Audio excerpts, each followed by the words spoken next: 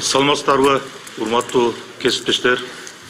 Кыргыз Республикасынын президенттин милдетин аткаруучу премьер-министр Садыр Нуркожоевич Жапаровдун катышуусундагы маалымат жыйынын ачык деп жарыялаймын. Уважаемые коллеги, представители средств массовой информации, мы начинаем пресс-конференцию с участием исполняющего обязанности президента Кыргызской Республики премьер-министра Садыра Нуркожоевича Жапарова. Анда киришсөз Садыр Нуркожоевич сизге. Саламатсыздарбы, массалык маалыматтар каражаттарынын өкүлдөрү. Бүгүн ушу сиздер менен ачык суроо жоопторго пландадык элек.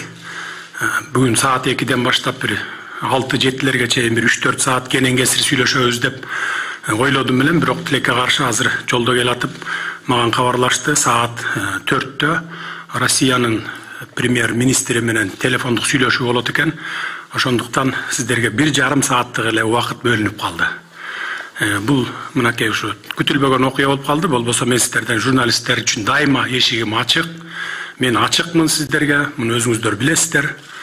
Ошон үчүн бүгүн мына 1,5 саат убакыт бөлөлү, макул десеңиздер. Анан эгерде дагы үлгүрбөй калган журналисттер болсо, анда кийинчерээк бир 15-20 кийин кенен убакыт болот. Ошондо бир кенен сүйлөшсөк деп ойлойм да. Ошондуктан уруксат берсеңиздер 1,5 сааттын ичинде бүтүрсөк азыр. Урматтуу кесиптештер, сиздерден сураныч, бүгүн 86 салык маалымат каражаттарынын өкүлдөрү катышып отурат. Ошондуктан ар бириңиздер суроо берип калууга үлгүрүңүздөр. Ар бириңиздерге бирден гана суроо берүүгө мүмкүнчүлүк түзүлөт. Анда биринчи сөз, биринчи микрофон 24 КЖ Жазгүл Масалиева. Саламатсызбы, Садыр Нуркожоевич. Мен конституциялык реформа боюнча суроо берейин дегем. Бул конституциялык реформанын айланасында суроолор көп. Сиздин оюңузду бир мандаттуу шайлоо боюнча гана беребиз. Ошол эле учурда азыр айрым маалыматтарга караганда президенттин ыйгарым укуктары күчөтүлүп, бийлик бир колго топтолот. Бул диктатурага алып келбейби? Андан сырткары азыркы норма, конституциянын азыркы редакциясы боюнча президент бир эле мөөнөткө шайланат. Бул нормага дагы өзгөртүү киргизилеби же бир эле мөөнөткө президент болууга макулсузбу? Андан сырткары конституциянын редакциясы Венециялык комиссия тарабынан дагы жактырылганы туура. Эгерде ошондой эл аралык коомчулук тараптан жактырылбай калса, биз эл аралык коомчулуктун нараазычылыгына дуушар болбойбузбу? Рахмат сурооңузга. Конституциялык реформа боюнча бул жалгыз эле менин талабым эмес, бул элдин талабы. Анткени өткөн жолку элдин толкундоолору ошо партиялык системага каршы, анан бийликтин жүргүзүп жаткан саясатына каршы деп чыгышкан. Азыр конституциялык долбоор даярдалып жатат. Буну баягы адистер даярдап атат. Өкмөттөн бар, президенттин аппаратынан бар, коомчулуктан бар. Буну жакын арада парламентке алып чыгып беришет. Бул долбоорун гана берет. А парламентте кандай талкуулап, кандай конституцияны кабыл алат, аны парламент жана ошол коомчулук чечет дагы. Мисалы, көз карандысыз эксперттер кирип сунуштарыңарды да берсеңер болот. Биз мунун бардыгына өкмөт жана аппарат бардык шарттар түзүп берет. Ал эми бир мандаттуу боюнча болсо, бир мандаттуу деп муну элдин талабы, бул менин талабым эмес. Бирок биз бардык жактын, бардык саясий күчтөрдүн жана бардык саясатчылардын, айрым саясатчылардын талаптарын камтып кетип атабыз. Анткени бир мандаттуу эле эмес, менин билишимче, маган берген маалымат боюнча партиялык дагы болот. Азыр ошол долбоорунда 35 бир мандаттуу округ болсо, 55 партиялар менен келсин деп ушундай долбоорду жасап атышыптыр. Ошондо 90 депутат болсун деген ушундай сунуштар бар экен. Аны эми коомчулук өзүңүздөр көрөсүздөр, түз эфирден берилип турат. Мен ошону өзүм айтып атам, менин сунушум бул. Бир дагы статьясын же болбосо жанакындай сунуштарды мындай элден жашырбай түз эфирден көргөзүп тургула деген сунушту айтып атам. Кудай буйрса муну убагында камсыз кылабыз. Анан эми диктатура болуп кетпейби, жаңы конституция кабыл алынса эле деген бул ойдон алысыраак болушуңуздар керек да. Муну мен так жана даан айтып коеюн. Кыргыз мамлекетинин жарандары, кыргызстандыктар 30 жылда мына 3-чү жолу революция жасаган эл. Именно ошо диктатуранын орнотпойлу, мыйзамсыздык, адилетсиздикти жок кылалы деп ошол жалаң адилеттүү жашаганды каалаган эл, кыргыз эли. Мына ошон үчүн мен боломбу, менден кийин башка эшмат келеби, ташмат келеби, кыргыз эли муну диктатурага жол бербесин. Өзүңүздөр 30 жылдан бери 3 жолу көрдүңүздөр. Анан кийин мен деле өзүм мен болом бертең же башка болобу, диктатура орнотоюн деген мен эгер Кудай буйруп болуп калсам, андай ниетим жок. Бизди билесиздер, мына 2 жолку революцияда диктатура орнотууга аракет кылгандар дагы болгон. Ошол эле мезгилде бийлик колуна тийгенден кийин саясатчыларды куугунтуктаган мезгилдер болгон, баягы буйрутма өлтүрүүлөр болгон, анан жана журналисттерди дагы бычактап кеткен учурлар болгон. Бул жолу мен бардыгына ошо суранып айтып аттым, саясий куугунтук болбосун деп ачык дагы айттым, муну көрдүңүздөр. Саясий куугунтуктарды журналисттердин бирөөнө дагы эч ким тийбесин, ар ким өзүнүн баягы ойлорун ачык жана айкын айтып турганга шарт түзүп берели деген талаптарды койдум. Мына бүгүн мындан ары да ошондой талаптар уланат. Эч кандай диктатура же болбосо бирөөнү куугунтуктоо болбойт. Второй микрофон Айдан Абдубаитова, Кактус Медиа. Даярдансын, биринчи микрофон де-факто Амантур Мусагулов.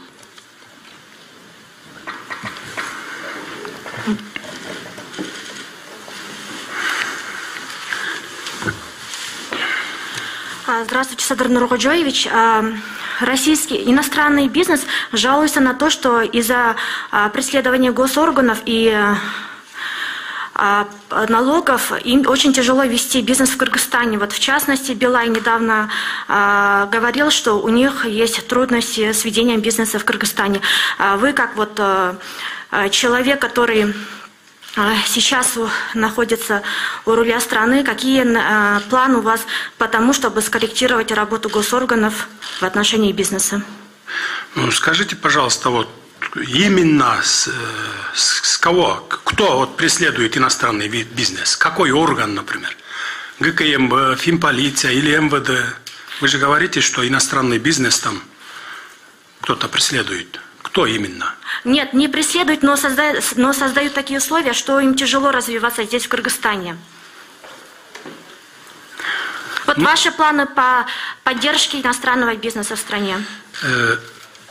Мындайда, иностранный бизнес элемес, бүтүндөй инвесторларды мейли ал башка өлкөдөн келеби, же болбосо мындай жекеме-жеке келеби, бардыгын мен айтып атам го, биздин эшигибиз ачык деп. Мына ошол эле күч органдарына мен айтып атам, бир дагы инвесторду куугунтуктабагыла, тескерисинче бардык шарттарды түзүп бергиле деп атам. Анан биз мындай эме кылсак да, урматтуу журналисттер, бардыгын факты менен сүйлөсөк да, мынакей мисалы сиз айтканда, кайсы бизнес, кайсы өлкөнүн бизнеси, мисалы инвестору мисалы куугунтукка алынып атат, же болбосо бут тозулуп атат дегенде ошондой. Ал эми баягы кээ бир салыктарды жашырган, же болбосо ошондой бир кылмыш иштери бар компаниялар болсо, бул башка маселе. А так мындай бардыгын биз коргогонго, мына мен өзүм башында туруп коргоп бергенге биз даярбыз. Эч кандай куугунтук болбойт. Мына ушу акыркы бир айда мен 100дөн ашык инвесторлорду кабыл алдым. Ошолордун баягы 50-сү крупный бизнес менен келген инвесторлор да. Алар уже мурда келип жүргөн экен, эми мурда билесиздер, бери ылдый жактагылар эле акча сурап, керек болсо ушу президентке киргизиш үчүн $50,000 сурачкан. Мен $50,000 бересиң, президентке киргизип берем, сенин инвестицияңды салабыз, бизнесиңди андан ары жүрүшүнө мен аягына чейин контролдоп берем деп, бери жактагылар ушинтип бир эле киргизип чыгарыш үчүн ошондой болчу экен. Андан сырткары анан доля сурашчу экен. Ну, муну мен деле мындай угуп билип жүрчүмүн. Бардыгына мен айттым, мындан кийин андай болбойт.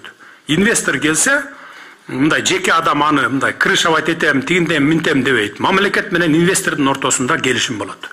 Эртең эшмат келеби президент болуп, же ташмат алмашабы, баягы инвестор ошо ойдон дагы ишин улап кетиш керек да. Мамлекет менен экөөнүн ортосунда келишим болуш керек.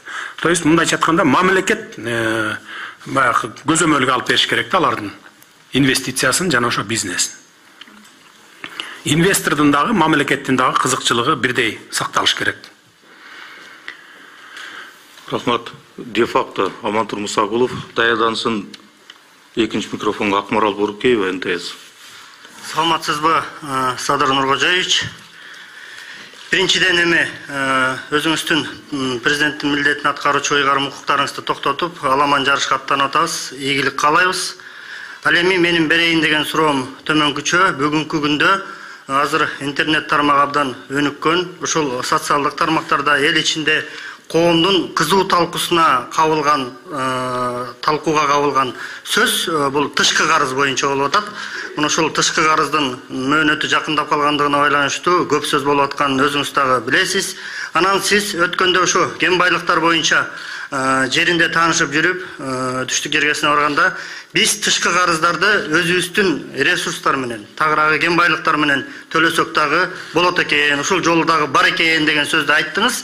Сиз ушинтип айтып оозуңузду жыйганча эле коомчулукта Садыр Жапаров тышкы карызды төлөө үчүн нарындагы жетим тоону берген аттыр деген сөз дагы эл арасындагы аябай талкууга алынып кетти. Мына ушул боюнча эгерде сиз Кудай буйруп президент болуп калсаңыз, тышкы карыздарды төлөө боюнча нарындагы жетим тоону башка өлкөнүн жарандарына же болбосо сырттан келген инвесторлорго бересизби же бербейсизби? Сурайын дегеним мындай болот, Садыр мырза, сиз ушул кумтөр маселеси боюнча аябай чоң резонанстуу материалдарды көтөрүп куугунтукка кабылгансыз, аны коомчулук дагы билет. Эртеңки күнү жетим тоонун тагдыры кумтөрдүн тагдырындай болуп калбайбы? Жана өзүбүз ушуну иштетсек болобу? Рахмат, жакшы суроо бердиңиз. Жетим тоонун 1% эмес, 1 тал куму берилбейт. Куму берилбейт. Өзүбүз иштетебиз. Жетим тоо мененби же башка жак мененби, башка ресурстарыбыз менен Кытайдын карызынан кутулуу жолдорун биз издеп атабыз азыр. Кутулуу жолдору бар, аны табабыз. Чечилбеген маселе жок, аны да чечебиз. Мына жетим тоо боюнча бул ушак сөз. Жетим тоону берет экен деп. Мен муну кумтөрдү жакшы эстетип кеттиңиз. Мындан 8 жыл мурда мен кумтөрдү алалы дегенде каршы чыгып, ошого бут тозуп, керек болсо бир эмес 2 жолу камалып чыктым. Мына эми 8 жыл өткөндөн кийин кап ошол мезгилде Садыр Жапаров туура айткан экен. Ошол мезгилде алып койсок, быйыл мамлекетибизге 15-16 миллиард доллар киреше алып келмек экен деп атасыздар мына. Айрым журналисттер бар, саясатчылар бар. Мына бүгүнкү күнгө чейин депутат болуп жүргөндөр дагы бар, ошол мезгилде каршы чыккан. Ошондуктан бул биз кумтөрдүн катасын жетим тоо болобу, же башка кен байлык болобу, биз кайталабашыбыз керек. Тарыхтан сабак алышыбыз керек. Ошо сизге ошо барганда эми азыр Кыргызстанда эч нерсе жашыруун эмес да. Бул ошол сөз болгон. Жетим тоодо 5 миллиардтан ашык темирдин запасы бар да, тонна. 5 миллиард тоннадан ашык. Бул бир 50 миллиард доллардын тегерегиндеки биздин сырьё боюнча запасыбыз да. Анан ушунун сырьёсу менен баягы сырьёсун берип кутулсакпы деген сөз болгон. Азыр деле ал сөз уланып жатат. Анткени муну бул сырьё менен гана да, мындай сырьё менен. Бир дагы бир чет мамлекеттин катышуусу болбойт, биздин өзүбүздүн гана катышуубуз болот. Эгерде ошо менен кутула турган болсок.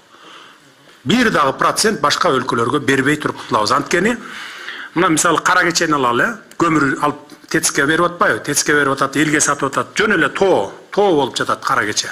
Анан ошонун четинен барып эле баягы казып алып эле ташып атат. Бул жетим тоо дагы ошондой да. Четинен эле казып эле сырьёсун ошол эл аралык дүйнөлүк баа менен сатсаң эле, ошондо бир жылда биздин эсеп боюнча 1 жылда 1 миллиардка жакын долларынан кутулуп койсок болот. Жөн гана сырьёсун берсек эле.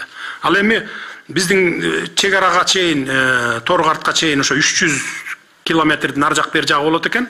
Ошол жерге мисалы ошол темир тоодон алып, чек арага чейин өзүбүз ташып берип турсак, бүт өзүбүздүн жарандарды иштетсек, ошондо 1 жылда ошо 1 миллиард долларга жакын сырьёну биз Кытайга берип эле ошондон ошонун акчасын алып, анан жеке эле Кытайдын карызы эмес, башка карыздарды да кутулуп койгонго мынакей бир жолу. Бул бир жолу да.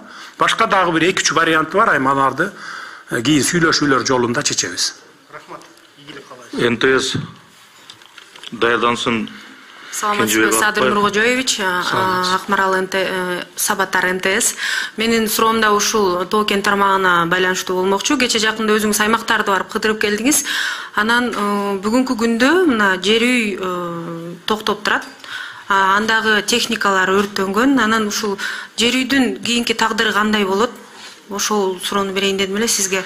Анан кийин ушу жер үйдү өрттөгөндөр кандайдыр бир кылмыш жообуна тартылабы? Бүгүнкү күндө.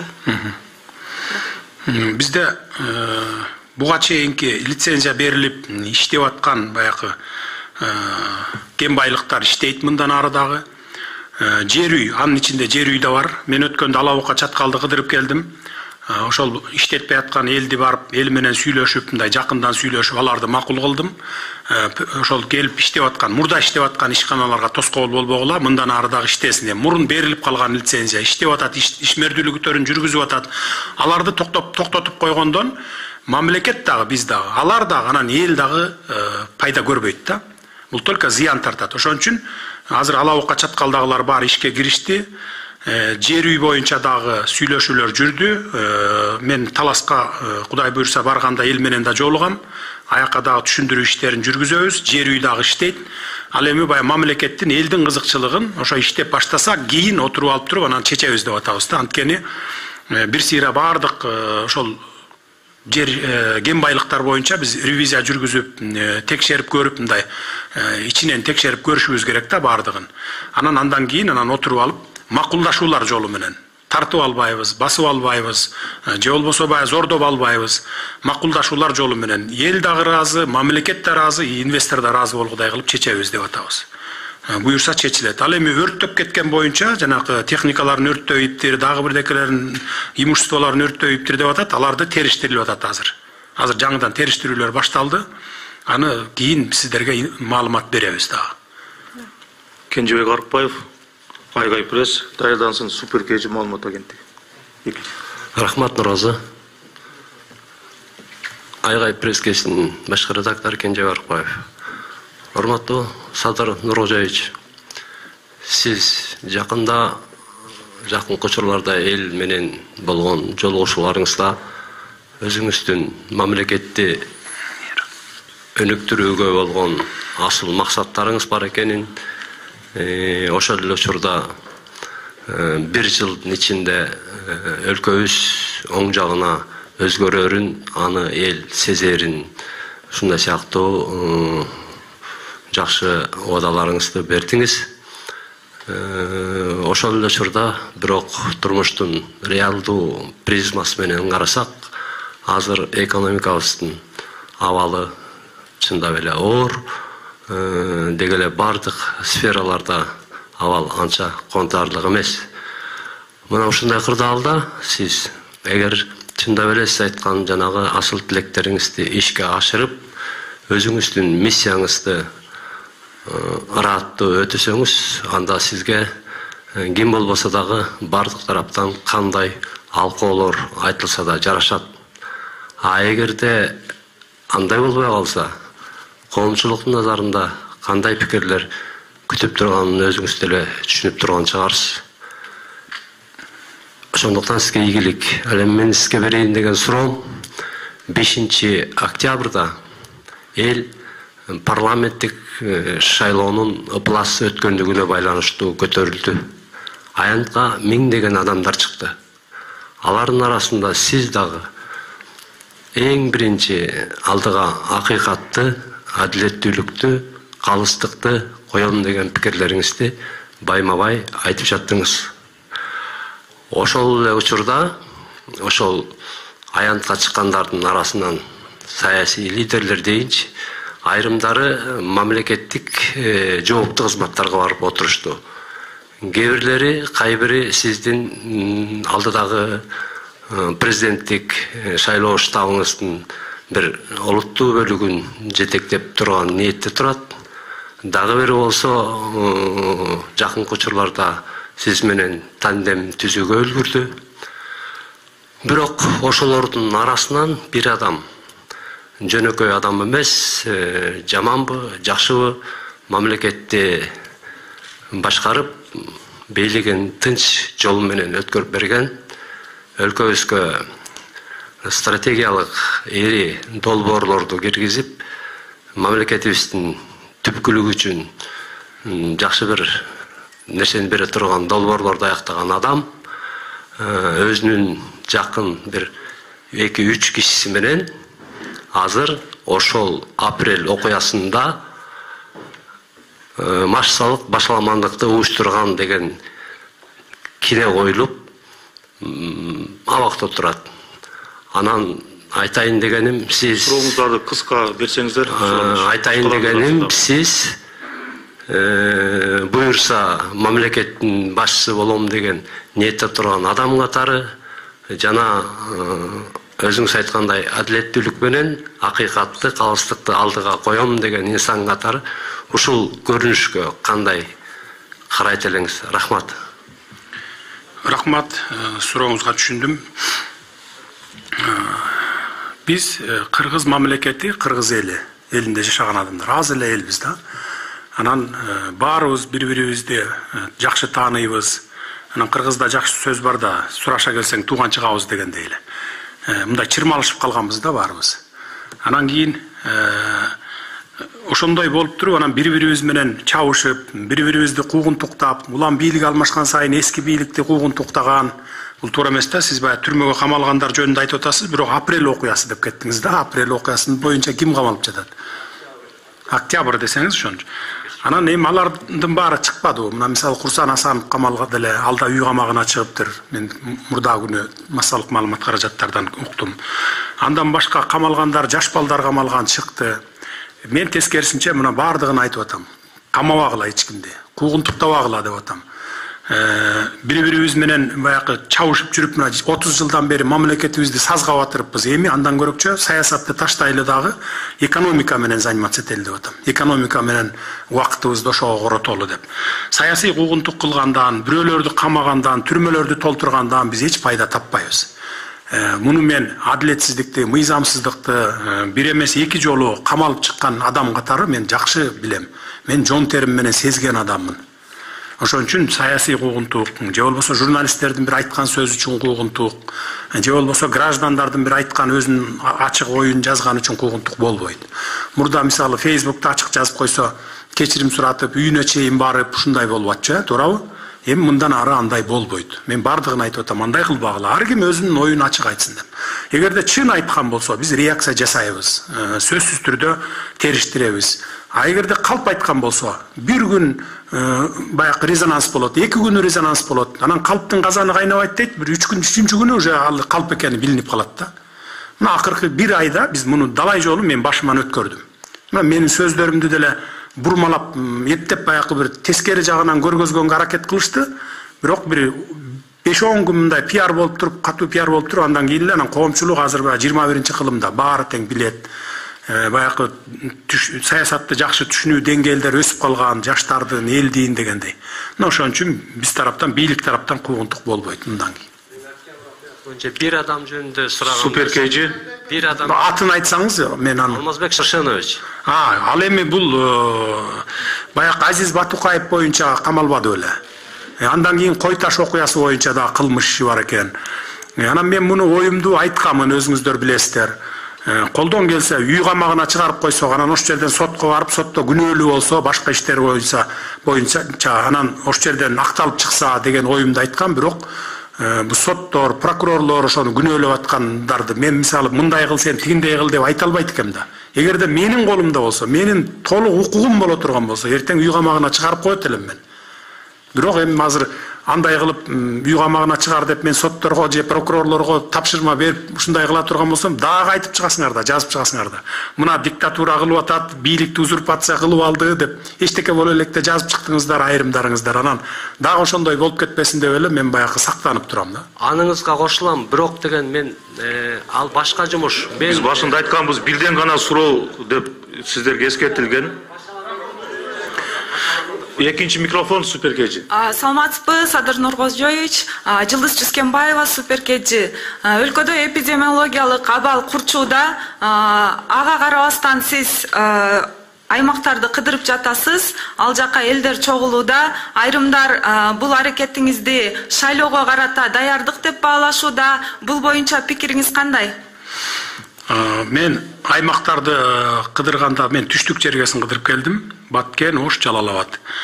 Анткени ушул башаламандыкты пайдаланып, улуттар аралык жаңжал чыгарып ийүү күчтөр пайда болду. Андан сырткары ушу чек арада жаңжал чыгарабыз деген күчтөр да пайда болду да. Бул бүгүнкү COVID-19-дан да коркунучтуу нерсе. Эгерде ошол улут аралык жаңжал чыгып кетсе, анда COVID-19 биякта эле калып калат да. Ошон үчүн биз кайсынысы коркунучтуу болсо, ошол ишти жасашыбыз керек. Мен ошол ишти жасаш максатында профилактика жүргүзүп келейин деп эл менен жолуктум. Көзмө көз жолуктум. Эми баягы СМИ аркылуу деле жолугуп айтсак болот эле кайрылууну. Бирок ал СМИ аркылуу кайрылганыбыз 10 жолу кайрылдык буга чейин мен. Башынан биринчи күндөн баштап кайрылып келатам. Бирок ал эффект бербейт экен баягы. Көзмө көз отуруп, анан ошолордун диаспоралары менен жолугуп мындай жабык эшик артында сүйлөшкөнүң бул эффект берет экен да. Мен ошон үчүн ошо түштүктү кыдырып келдим. Түндүк тарапты мен кыдырган жокмун. Нарынга болсо биз чогулушту пландаштырган эмес элек. Менин бараарымды угуп алыптыр дагы, элдер чогулуп алыптыр. Чогулуп алып анан ызы чуу салып, баарыбыз жолугабыз, эмне үчүн тиги жабык эшик артында сүйлөшөт деген ушундай бир талаптарды койгон экен. Анан мен өзүм ошол жерден буйрук бердим. Эшикке чыгаргыла, эшиктен жолугалы баарын деп залдан. Мына башка түндүктүн башка региондорун кыдырган жокмун. Мен түштүккө только ошол максатта гана барып келдим. Рахмат. Fox Media Данияр Өсөров, даярдасын BBC. Саламатсыздарбы? Урматтуу кесиптештер, урматтуу Садыр Нуркожоевич. Fox Media Данияр Өсөров, сизге мындай суроом бар да, чек ара маселеси боюнча. Жакында Ош, Жалал Абад, Баткен облустарына сапарыңыз менен бардыңыз. Ошол жерден белгилүү болгондой, чек ара маселеси, чек ара кызматы мындан ары Улуттук коопсуздук мамлекеттик комитетине карай турган болуптур. Эгерде Улуттук коопсуздук мамлекеттик комитетине карай турган болсо, ушул чек араны делимитациялоо жана демаркациялоо маселеси чечилишинде кепилдик барбы же жокпу? Ушул суроону берейин дедим эле, анан да мүмкүн болсо экинчи суроону берип коеюн. Жакында эле Нарын облусуна бардыңыз, ушул жана электр энергиясына болгон чектөөнү алабыз дедиңиздер 2021 жылдын май айынан. Эгер май айынан ала турган болсок, ушул эмки ОЗПга, осенне-зимний периодка жабдыктар, ошол эле көмөк чордондор даяр болобу же даяр болбойбу? Ушуну эксперттер менен бир талкууладыңарбы? Себеби дегенде чектөөнү алгандан кийин ошо жанакы электр энергиясын колдонуу көбөйөт да. Мындайча айтканда, күч келет ошол эле жана көмөк чордондорго, лептерге. Рахмат. Рахмат. Бул чек ара маселесин улуттук коопсуздук кызматына берүү боюнча чечимди кабыл алдык. Бул жерден эч бир зыяны тийбейт мамлекетке, тескерисинче ушу чек ара кызматында иштегендердин айлык акылары көтөрүлөт. Бул ушу 2-2,5 миллиард сомдун тегереги болот экен. Ал акчаларды дагы биз булактарын таптык. Ошондуктан ушундай чечимге келдик. Анткени биздин СНГ өлкөлөрүнүн дээрлик баардыгында чек ара кызматы ушу улуттук коопсуздук кызматынын курамында турат экен. Мурда эле турчу, ошол илгертен бери, Союз мезгилинен бери ушул өзгөрүлгөн эмес да. Чек ара маселеси Кудай буйрса чечилет деп ойлоп атам. Мына 30 жылдан бери чечилбей келе жатпайбы азыр? Талаш тартыштар болот. Ошону коңшу өлкөлөрдүн айтымында биздин Кыргызстандын бийлик тарабынан созулуп келатат экен да, баягы чечилчү маселелер. Ошондуктан биз көпкө созбой тез аранын ичинде чечкенге аракет кылалы деп ушундай чечимге келдик. Кудай буйрса чечилет. Электр энергия боюнча биз адистер менен кеңештик, эксперттер менен талдадык өзүбүзчө. Чектөөнү алып салалы деген чечимге келсек деле болот экен азырчы. Бирок көпчүлүгү баягы эл, эгерде алып салсак, эл азыр электр энергияны үнөмдөш үчүн, чектен ашып кетпеш үчүн көмүр колдонуп атат да. Эгерде алып салсак, анда көмүрдү колдонбой калат дагы, анда аябай күч келет экен дагы, трансформаторлор атылып, жарылып, анан кыштын күнү ошо катастрофа болуп кетет деген бир чечимге келип, ошо менен быйыл кышта токтотуп калдык. Майдан баштап, май-июндардан баштап алсак болот экен чектөөнү. Алганда эмки 21-22 анын баарын талдадык, анын баарын кеңешип кестик. То есть мындайча айтканда ар бир чечимибизди 7 өлчөп бир кесип атабыз. Рахмат. BBC даярдансын, акча бар. BBC радиосу, аты-жөнүм Азиза Марат кызы. Шыкуунун жыйынында Владимир Путин сизге кайрылып Кыргызстан тууралуу айтып жатып, Кыргыз, Кытай проекттери бар экенин айта кетти. Сиздин оюңуз ушул Кытай менен болгон проекттер боюнча, мындан аркы анын жүргүзүлүшү боюнча максаттарыңыз, пландарыңыз кандай болот? ошол жыйында дагы мен айттым, улантылат. Биз мурдакы өзүбүзгө алган милдеттерибизди жана кол коюлган макулдашуулардын бардыгын ишке ашырганга аракет кылабыз. Ар бир ошо долбоор мейли кайсы мамлекет болбосун, Кытай менен, Россия менен, коңшу өлкөлөр менен, же жана башка Европа өлкөлөрү менен болгон макулдашуулардын бардыгы улантылат. Акча бар, даярдансын элдик медиа.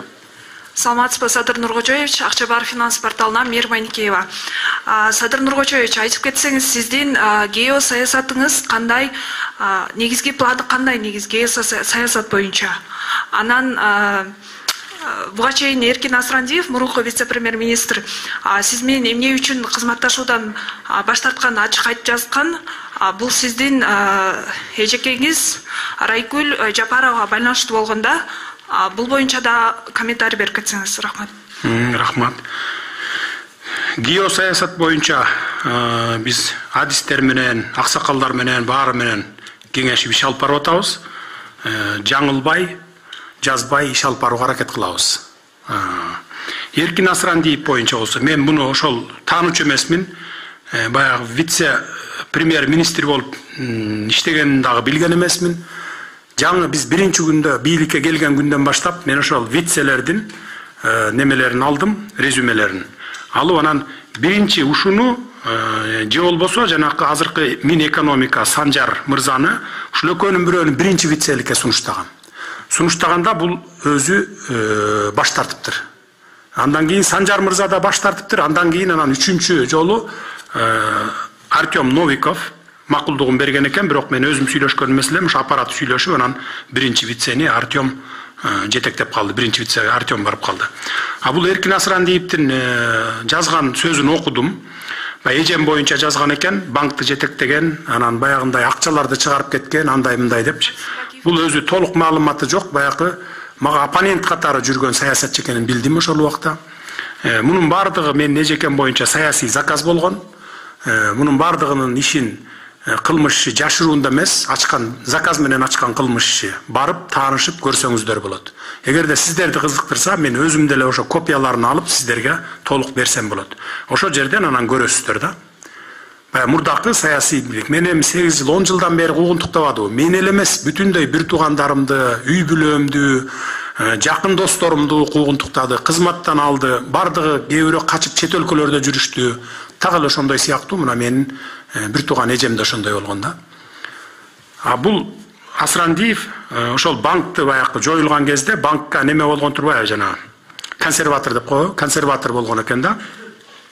Анан ошондо ошол баягы козголгон кылмыш ишин окуп алып эле баягы биринчи жазганга эле обычно баягы эл дагы ишене берет го, жамандап жазса эле ишене берет, анан кийин баягы чындык чыгат, убакыт өтөт, чындык чыккандан кийин анан кайра мындай турбайбы деп калат да. Сиз дагы ошондой ойлоп атасыз, болушуңуз керек да. Көпчүлүктү суроо. Элдик медиа, андан кийин Марва ТВ. Элдик медиа порталынан Баисова Жылдыз, саламатсызбы, урматтуу Садыр Нуркожоевич.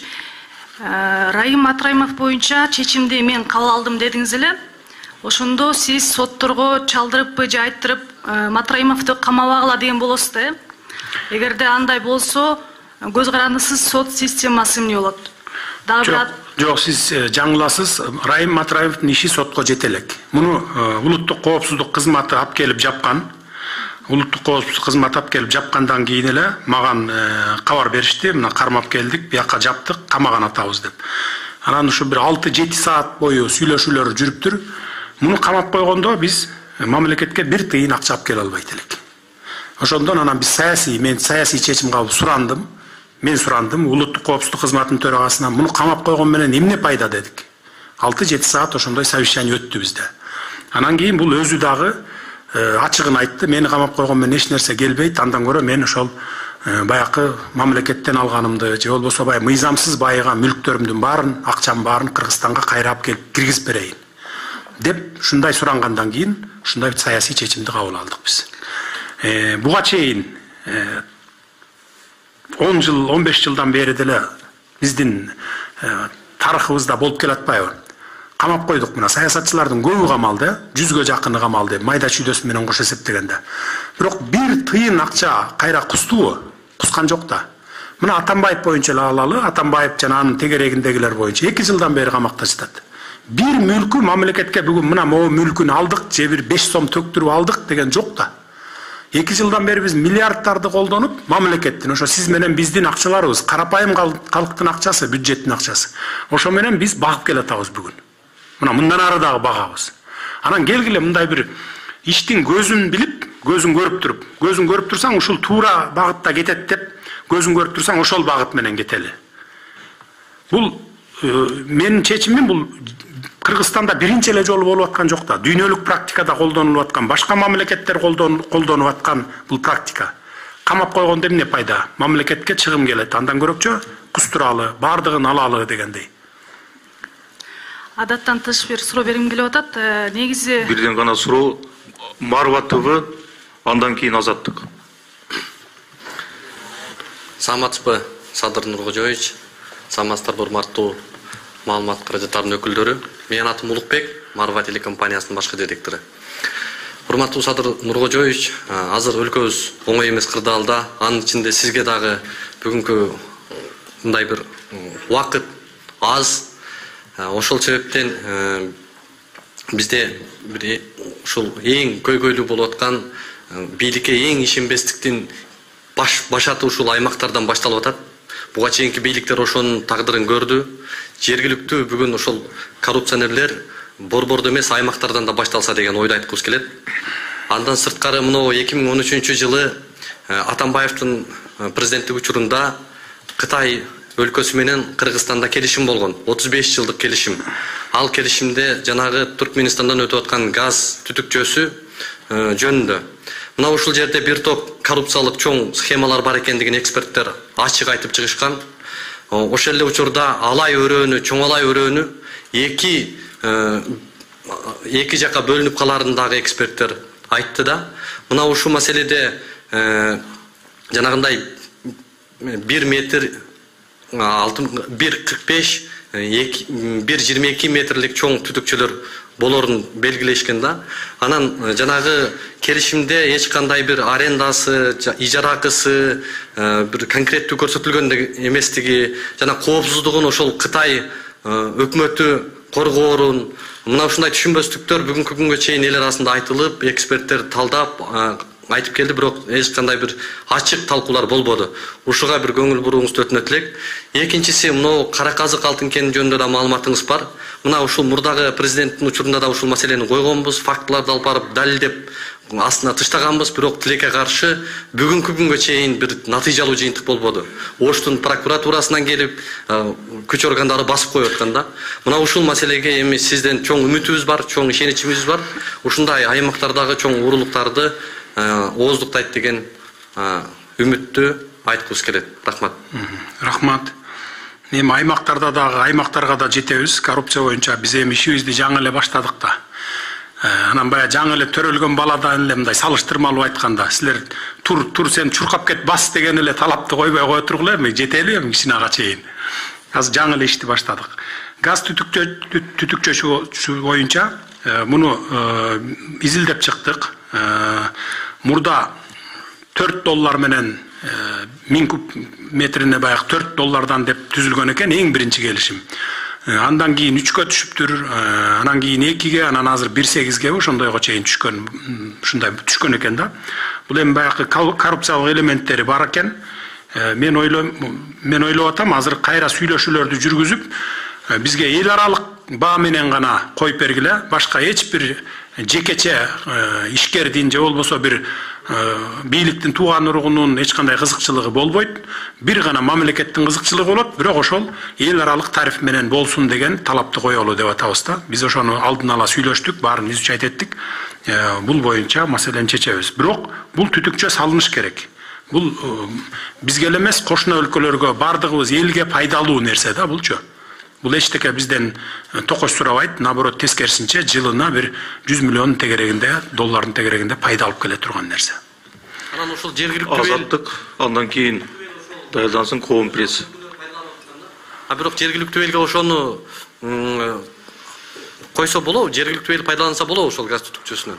Эми аны ошол салынуу баягы стройканын жүрүшүндө көрөбүз. Андай ар кандай варианттарды сунушташты азыр эксперттер, адистер. Аны ушул эми токтоп турат, алчы азырынча токтоп турат. Баягы пандемиядан кийин токтогон экен, анан ушул биздин баягы коррупциялык моменттер аралашып кеткен да адамдарыбыз. Ошондон анан токтотуп койгон. Негизи бул эки мамлекеттин ортосунда жүрүп аткан чоң проектлерге жеке адамдар киришпеш керек да. Мейли диге жакын болобу бийликтин, же болбосо алысы болобу, же досу, же болбосо тууганы болобу, андайлар кийлигишпеш керек. Андайлар кийлигишип кеткен чоң проектлер сөзсүз токтоп калат да. Ошон үчүн биз Кытай мамлекети менен Кыргызстандын ортосунда эки мамлекеттин гана ортосундагы келишим болуш керек бул. Ортодо жеке адам аралашпаш керек да. Бул жерде жеке адам аралашып кеткен үчүн ошон токтоп калган. Биз муну кайра жандандырабыз. Азаттык. Саламатсызбы? Бакыт Төрөгелди уулу, Азаттык радиосунан. 90га жакын адамдын өлүмүнө себепкер болгон Курманбек Бакиев жана анын жакындарын кармап келип, аларды камап, Кыргызстандан чыгарып кетти деген кеминде бир 300 миллион долларды өлкөгө кайтаруу аракетин көрөсүзбү? Себеби учурда колуңузда бийлик бар, тиешелүү күч органдарынын жетекчилери дагы сиздин саясаттагы үзөңгүлөштөрүңүз да. 2010 жылкы окуя боюнча жалгыз эле Бакиевдер күнөөлүү эмес, башкалар дагы күнөөлүү болуп калат да, эгерде мындай чындап адилеттүүлүк менен териштирсек. Эми ал кылмыш ишине жете элекпиз. Биз анын үчүн анын баардыгын кайрадан баягы көтөрүп чыгып, каратып, изилдетишибиз керек да. Ал эми 300 миллион боюнча мен караштырайын, эгерде документтери баардыгы баягы неме болгон болсо, мунун артынан түшөбүз. Азыр ага жете элекпиз. Дегеле Курманбек Бакиевдерди, анын жакындарын, ошол кездеги жогорку жетекчилерди Кыргызстанга экстрадиция маселеси боюнча сиз ойлонуп көрдүңүзбү? Анан кантип алып кетсе болот? Биз бул маселени көтөрөбүз, сөзсүз түрдө. Бул бүгүн эле эмес, же эртең эле улана турган нерсе эмес. Бул 10 жылдан бери келатат го. Экстрадиция кылып бергиле деп ген прокурор сурап атат. Алмазбек Атамбаев канча жолу айтты. Андан кийинки бийлик деле айтып атат. Бирок буга мен азыр жете элекпиз да. Бир иштегенибиз, толук кандуу иштегенибиз 10 эле 15 күн болду го мына. 10 эле күн болду. Сиздин позицияңыз? Позициям мен ошо улантам ошол ишти. Мурунку бийлик ошо жүргүзүп келаткан ишти улантабыз. Баяна Кулова, Коом пресс, андан кийин даярдансын Мир ТВ. Саламатсызбы? Коом пресс, Баяна Кулова. Садыр Нуркожоевич, учурда өкмөттүн кышка жана коронавирус боюнча даярдыгы кандай? Ошо кышкы даярдык боюнча айтып кетсеңиз, анан учурда көрүп атасыз, күнүгө 500дөн ашык адамга коронавирус жугуп атат, чыгып атат, ондогон адамдар өлүп атат. Деги эле буларды даярдоодо азыр айтылып атат, больницаларда орундар калбай калыптыр деген сөздөр бар. Анан медикаменттер жетиштүү, орундар жетиштүү, ушул боюнча кененирээк маалымат бериңизчи, сизде барбы? Коронавирус боюнча күнүгө 2 жолудан маалымат алып атам, эртең менен кечинде. Орундар бар, жетиштүү. Сизге бирөө айтып аткан болсо, орун жетишпей атат деп, ал калп. Кышка даярдык Кудайга шүгүр, даярбыз. Көмүр запастары бар. Апрель майга чейин жете турган запастар бар, дагы келип атат. Коронавирус боюнча дары-дармектерибиз 3 ай, 4 айга чейин запастары бар. Бүт бардыгы. Дагы башка коңшу өлкөлөрдөн, жана биз союздаш өлкөлөрдөн дагы келери күтүлүп атат. Медиктер канчалык деңгээлде даяр? Медиктердин саны аз болуп атат. Чындыгында медиктер аз. Баягы мурда чечилбей келген акчаларын чечип бердик. Анын баарын бюджеттен бериле турган акчаларын баарын бердик. 300 миллион сомдун тегерегинде берилбей аткан экен мурда. Медиктердин акчалары 200 миңден, анан жанакы иштеген иштери кызматтары боюнча өкмөт убада берген акчаларын баарын чечип бердик. Азыр бир гана маселе турат, ошо медиктердин эмгек акысын кантип көтөрүп беребиз деген. Чтоб кызыгыш үчүн, кайра жумушка көпчүлүгү келиш үчүн, эми көбү коркуп кетип калды да көбү коронавирустан кийин. Анан азыр бизде планыбызда бар, ошо 40%ке чейин көтөрүп берсек деп. Бул бирок эмдиги жылкы бюджетибизге жараша ошо көтөрүп берсек болот экен. Эгер 40% көтөрсөк, ал дагы бир 2 миллиард, 2,5 миллиарддын тегерегинде бюджетке дополнительный акча болот да ошондо. Биз бул жагын карап атабыз. А так, Кудайга шүгүр, баары бар. Рахмат. Мир ТВ, андан кийин Нур телеканалы. Добрый день, Садыр Нуркожоевич, Жазгуль Каримова, телеканал «Мир». Накануне в ходе саммита ШОС вы публично обратились к главе России о желании провести телефонный разговор. Сегодня вы заявили о том, что переговорите с премьер-министром России. Скажите, пожалуйста, о чем будет разговор, какие вопросы будут подняты? И сегодня же в одном из информагентств появилась информация, что главы Узбекистана и Казахстана хотят нам помочь. Ну, о чем, да, это речь?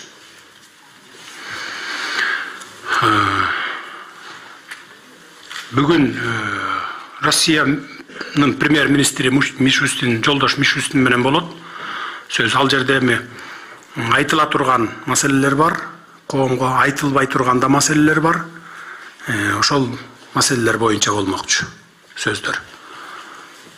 Муну кийин угасыздар да. О 100 миллионах помощи будет речь или нет? Бул боюнча буга чейин да болгон. Бул мага жеткен маалыматтар боюнча бул маселе чечилген. Бул маселе боюнча сөз болбойт. Рахмат. Нуртова, андан кийин Говоритова. Нуртова Каныбек Темиров, саламатсызбы? Садыр Нуркожоевич, мынакей тоо кен тармагындагы көптөгөн ишканалар азыр токтоп калганда, сиз азыр айтып атасыз жанданды депчи. Бирок мына ушул токтоп калганы бюджетке өтө ири чоң чыгымдарды алып келгени бул маалым. Анан жумушсуздар дагы отурат. Ошондо иштегендер, ушундан улам ушул иштер, ишканаларды кайра жандандыруу боюнча кандай аракеттер көрүлүп жатат жана коопсуздук маселеси кандай болуп атат? Анткени себеби айрым жерлерде кандайдыр бир топтун опузасы менен эле токтоп калгандар бар. Мына сиз азыр айттыңыз, түштүк жергесине барып келдим, алар иш жанданды деди, бирок эч бир жер иштеген эмес. Билбейсизби, билбейм. Бирок дагы бир маселе ушул тоо кен секторундагы салыктын жүгүн көтөрүү маселеси коюлганда, эгерде ушул салыктын маселеси көтөрүлсө, инвесторлор мынакей коопсуздук болбой атат, булар келбей калуу коркунучу жокпу? Сиз ушуга кандайча ушу аракеттер көрүлүп жатат? Тоо кен тармагы боюнча, мисалы сиз ошо Алабукка чаткалды кендер боюнча айтып атасыздар да. 3 күндөн бери губернатор ошол жакта жүрөт, Жалал Абад боюнча өкмөттүн өкүлү да. Ошол жакта жүрөт, эл менен жолукту. Баары ишке киргенге уже жанданып баштады. Бир момент бар, мен сиздин оюңузду билип турам. Бозумчак кени боюнча Кылыч Шанаев деген мырза бир 5-6 баланы 10 чакты баланы уюштуруп алып барып иштетпейсиңер деп ушундай бут тосуп атат экен. Ал баланы дагы мен мындай социалдык түйүндөрдөн жакшы тааныйм. Бүтүн Кыргызстандын активдүү мүчөсү. Ошондуктан мен ошол жигитке да кайрылып кетемин. Антип бут тосууңузду токтотуңуз.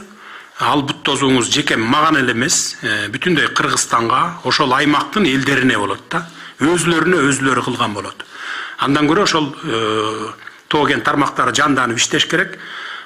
Андан кийин биз, мен айтып атам дагы 5-6 айдан кийин, жарым жыл жазга чейин барып туруп, анан отуруп алып туруп сүйлөшөбүз. Элдин кызыкчылыгы, ошо жергиликтүү элдин кызыкчылыгын дагы камтыш керек. Кен байлыктар иштеген жерде. Мамлекеттин дагы кызыкчылыгын камтыш керек. Ошол эле мезгилде аларга дагы шарт түзүп беришибиз керек.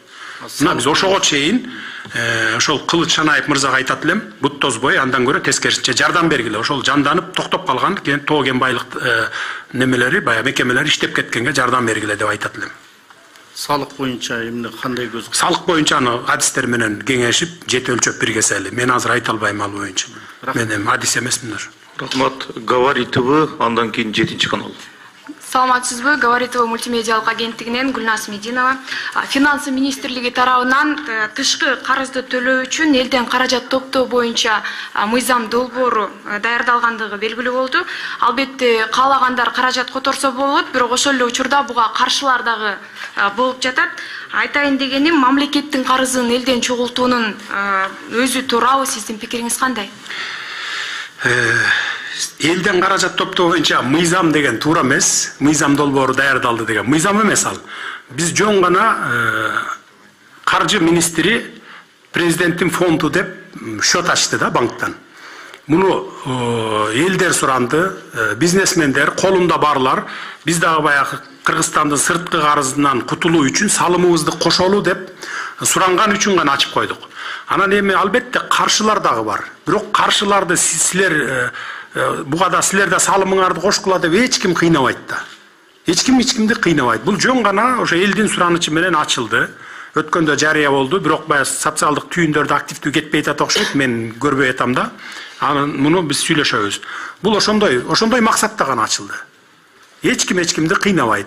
Анан ошол жардам бергиңлериңер келгендер болсо, жиниңерди келтирбей эле койсоңор болот. Жардам берчилер бар да, эми элдин баары бирдей эмес да. Байлар бар, орто байлар бар, бизнесмендер бар, колунан келген мигранттар бар. Россия, Казакстан, Америка, Европада жүргөндөр. Мына ушулар үчүн гана ачылды. Ким өзүнүн баягы бити менен, өзүнүн немеси менен, каалоосу менен эгер жардам бере турган болсо деп. Биз муну ачпайт элек. Жөн гана ошол социалдык түйүндөрдө, ана мындай кайрылууларда ооз эки, кат түрүндө кайрылуулар бизге аябай көп келип түшүп атат да. Ошон үчүн анан ачып койдук. Мына каалагандар жардам берсе боло берет. 7 канал, андан кийин Вести КЖ. Саламатсызбы, Садыр Нуркожоевич, 7 канал, Айжигит Матраимов. Сиз бир ай мурда жарыялаган экономикалык мунапыска айрым саясатчылар, саясий серепчилер толук кандуу ишке ашпайт деген таризде пикирлерин айтышкан. Сиз өзүңүз ойлогондой жыйынтык берип жатабы? Рахмат. Кудай буйрса, мыйзам иштелип чыккан, ал азыр бүгүнкү күндө жогорку кеңештин кароосунан өтүп атат. Эгерде жаңылышпасам бүгүн өтөт болуш керек, толук кандуу 3 окуудан өтүп, мага келсе кол коюп коюп анан кетем. Бул боюнча экономикалык мунапыс боюнча мыйзам эртең бирси күндөн баштап күчүнө кирет. Анан мен ойлойм, бул ийгиликтүү ишке ашат. Ийгиликтүү ишке ашат деп ойлойм. Азыр пока мыйзам жок эле, мен аттарын атабай эле коеюн, жана бир айым суроо бердилер, ошо Райым Матраимов боюнча ошого кошумча кылып айтып коеюн. Бул Райым Матраимов төбөсү көрүнгөн гана адам болгон үчүн ушунчалык резонанс болуп атат. Төбөсү көрүнгөнү да бар, көрүнбөгөнү да бар башка саясатчылар дагы. Азыр кийин ушул айдынбы же кварталдын жыйынтыгы менен болобу, укук коргоо органдары жалпы элге коомчулукка отчетун берет. Ошондо көрөсүздөр да. Бул боюнча өзлөрүнүн каалоосу менен келип баягы күнөөсүн билген адамдар өзлөрү мына деп бул боюнча баягы мамлекеттен уурдаганын кайтарып аткан учурлар бар азыр. Пожалуйста, Вести КЖ. Здравствуйте, Садыр Нуркожоевич. Медина Купсалдаева, Вести КЖ. У меня следующий вопрос. Если в ходе борьбы с коррупцией выявится причастность Сооронбая Жээнбекова, будет ли он лишен статуса экс-президента и привлечен к ответственности? Бул сурооңуз боюнча, эгерде аны чындап эле оор кылмыштарга эгерде катыштыгы болсо, анда бардыгы мыйзам чегинде жооп берилет да. Мыйзам чегинде карайбыз. Азырынча андай эч кандай кылмышы жок. Рахмат. Назар Ньюс, андан кийин Факты КЖ. Мен мага деле берип койсоң болот эле. Нуркожоевич, ден соолуктарыңыз жакшыбы? Жакшы, Кудайга шүгүр. Садыр Нуркожоевич, мен Райымбек Матраимов тууралуу суроо берейин деген, бирок сиз Райымбек Матраимовдон башка кишиге кылмыш козголобу деген суроого өзүңүз азыр эле жооп берип койдуңуз. Мен сизге суроом, бул өтө оор да, бирок кимдир бирөө үчүн мен үчүн аябай оор. Садыр Нуркожоевич, саясаттын баары кара жерге кирсин, бирок бир акыркы учурда Кыргызстанда кырдаал аябай оор. Аны ак көз кара көздүн баары эле түшүнүп турса керек. Россия Федерациясынын президенти Путиндин көз карашынан карасак кыргызда силер аман эле болуга дегендей таризде калтырып атат. Албетте мамлекеттин акыркы 10 жылдагы урашына сиздин такыр тиешеңиз жок. Бирок бул суроону берүү мен үчүн өтө оор. Бирок бул суроону беришим керек сизге. Сиздин оюңузча Кыргызстандын келечеги барбы? Бар. Кудай буйрса бардыгы жакшы болот, Кыргызстандын келечеги бар. Ишиңизге ийгилик. Рахмат. Факты КЖ, андан кийин сон буюнча сизге. Саламатсызбы, Садыр Нуркожоевич. Факты КЖ, Тилек Рыскулов. Мен бере турган суроом, Кыргызстан акыркы жылдары экономикалык кризиске кептелди. Ошо экономикадан чыгыш үчүн көмүскө экономиканы чыгаруу боюнча кандай иштер жүрүүдө? Ошол көмүскөгө кетишине себепчи болгон салык кызматында жана бажы кызматында кандай реформа жүргүзөм деген ойлоруңуз бар? Көмүскө экономиканы биз ачыкка чыгарганга бардык күчүбүздү жумшап атабыз. Бардык министрликтерге баягы онлайн закуп боюнча 3 айдын ичинде киргизгиле деген тапшырманы бергем. Бүгүнкү күнгө чейин болгону жана фонд госком имуществого гана киргизиптир, калгандары ошол коррупциялык элементтер өзлөрүнүн баягы пайдасына түшүп аткандыгына байланыштуу киргизбей келатыптыр. Азыр дагы 2 айлык мөөнөтү калды, муну Кудай буйрса киргизип бүтөбүз. Андан сырткары салык кызматтары боюнча фискализацияга киргизгиле деп, фискализация жүргүзөбүз деп кечээ күнү мына кечээ ушул убакта мен тапшырма берип келгем. Бул боюнча кечээ күнү иш башталды. Бул деген сөз ошо көмүскө экономиканы ачыкка чыгарып, мурда бир 10% гана көргөзүп жүргөн болсо, эгерде ушул системаны киргизсек 100%га чейин жетебиз, көргөзөбүз. Буга кичине убакыт керек болот экен. Мунун баарын бир күндө же болбосо бир айда эле жасап бүтө албайт экенсиң да. Буга убакыттар керек экен. 2 ай, 3 ай деген убакыттар. Кудай буйрса көмүскө экономиканы бардыгын ачыкка чыгарганга күч аракетибизди жумшайбыз толук. Рахмат, ийгилик. Сомбул Кадырова, андан кийин 5-канал. Арбаңыз, ден соолуктарыңыз жакшыбы?